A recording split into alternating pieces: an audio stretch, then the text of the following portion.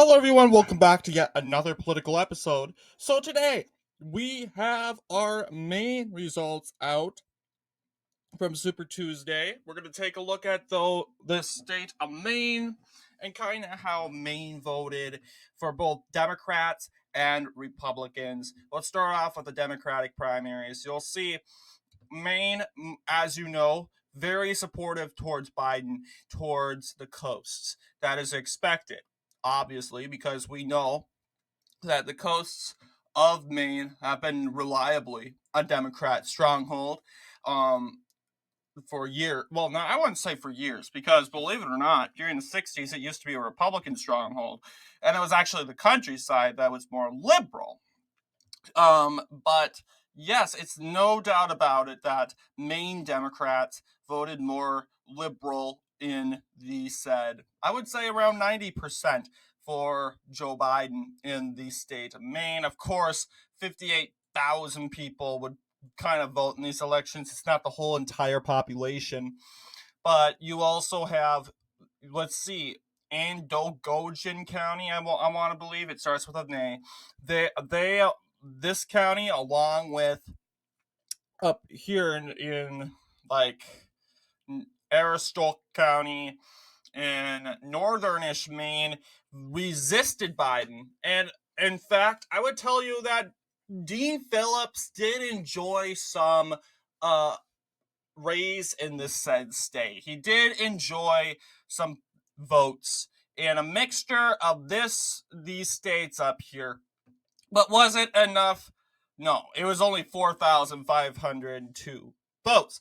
So I want to kind of take a look at the kind of where, like, for instance, list of cities in Maine. I want to, if we come across your city, shout outs to you. But as you can see, Portland is the biggest city in Maine by 68,000 people in this said city, according to the 2020 census.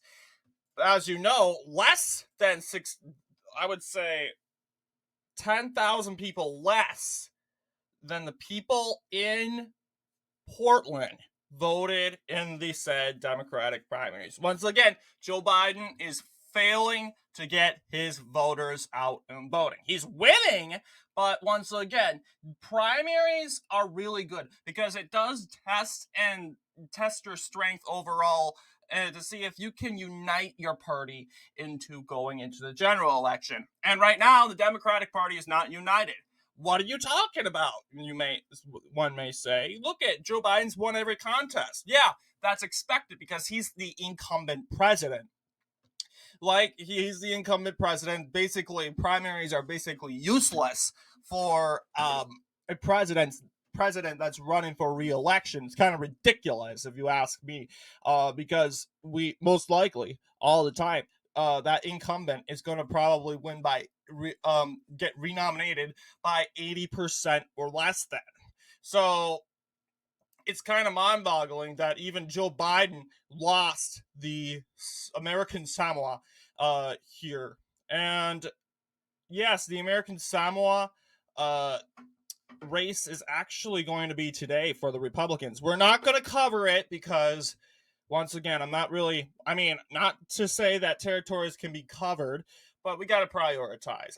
This is just, as you know, 9 Republican National Convention votes, and we know Trump's going to probably sweep the American Samoa, with barely any opposition. So we're going to continue on the schedule here as I continue. You got a little sneak peek of what it's going to look like. We're kind of behind because I've added some videos that were kind of unexpected, that came out of nowhere, but that is all but fine. So taking a bigger look at, as you know, the state of Maine, that is the Democrat primary. That said, Joe Biden carried every county in Maine by a 80 or 90% margin. So I would say that's pretty good. But once again, it's turnout that matters for a president that is running to get renominated, because the turnout is going to show how much voters are enthusiastic to go out and vote for you in the said the general election. So keeping that in mind. Let's take a look now at the Republicans. As expected, I didn't expect it, honestly. I don't know did I predict Donald Trump would carry every county? I don't think I did. We could go back and see, but then again, I have to pull up all videos and all that stuff. But most likely, I had. Well, this is the presidential race. Shoot. So most likely, I had Donald Trump, I would say, carrying every county. I was like, oh, sure. We would have the county of Cumberland County definitely going for Haley. Well, here's the thing. Yeah, although I would say Maine and New Hampshire, they are kind of alike in some ways. Maine, I would tell you, is less neocon than you think it is. You'll say, yeah, as you see, as expected, yes, Haley did perform her best in the coast, but not completely all the coast. I predicted Cumberland County would probably be her best bet, but we can't always guarantee that. It could be these two counties they have smaller population overall, and smaller population means less opposition. A more clear decision would be made easier in these counties. But yes, Cumberland County, I believe I did have that go to Trump. I cannot say for sure if this would be, and I would say it's mostly accurate. I knew Trump would win this primary of Maine, but I would expected a little bit of challenge with Nikki Haley, but apparently she didn't really do very well, with only 26,960 people voting for him. Donald Trump won 77,000 people. That's very good. Very good indeed. And with that being said, of course, not everyone's going to vote in the primary, right? Not everyone's going to vote. So comparing the Democratic Party's turnout in Maine, the Democrats probably won around not 58,000, but I would say 60,000, over 60,000 people, and 60,000 votes. We're not look at that, but now it's been slow. All right. So, and then the Republicans probably won 80,000. Let's take a look at Nikki Haley's turnout in Maine. She won around 20,000 votes. And you also need to forget, not all Haley voters are going to be voting for Trump in the general election. Sure, there's a theory that, you know what, they maybe get more humble, and by November, and they'll put Trump because they're so fed up with Joe Biden.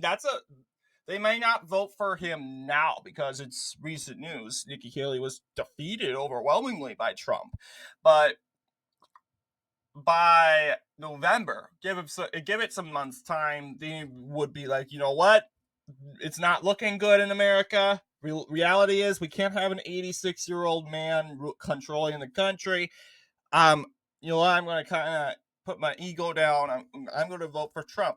That's kind of what the theory and what we're kind of hoping for in the Haley campaign.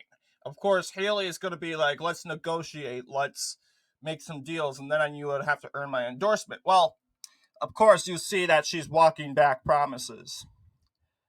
And that's really gonna make it hard for her to get elected in the future. Coming from South Carolina, you want to be on Donald Trump's good side majority of the time. It's not going to look so good, especially if you want to become a United States Senator someday. And who knows, Nikki Haley might. I mean, who's going to replace Tim Scott if he ever gets chosen as the VP? Someone, the governor of, as you know, South Carolina would have to choose the replacement of Tim Scott. he might go with Nikki Haley. I don't know. South Carolinians know their governor more than I do. I have met people that said he's a liberal. I don't think that, honestly. And other people are saying he's a strong MAGA Republican. So, do some research. Is it very likely that governor, and it hasn't gotten to that point, thankfully. That's something that Republicans need to think. If Trump chooses Tim Scott for the VP, as his running mate, then the governor of South Carolina will have to think of a replacement. And Nikki Haley has made herself a wide known figure in the media thanks to this year. And that could be the best that comes to mind. There's not really much politicians other than incumbent Lindsey Graham, but just keep that in mind. So, what do you guys think with the Maine results? As you know, Nikki Haley failed to carry any county. She lost big. But what do you guys think? Let me know down in the comments below, and I will see you guys in the next political episode.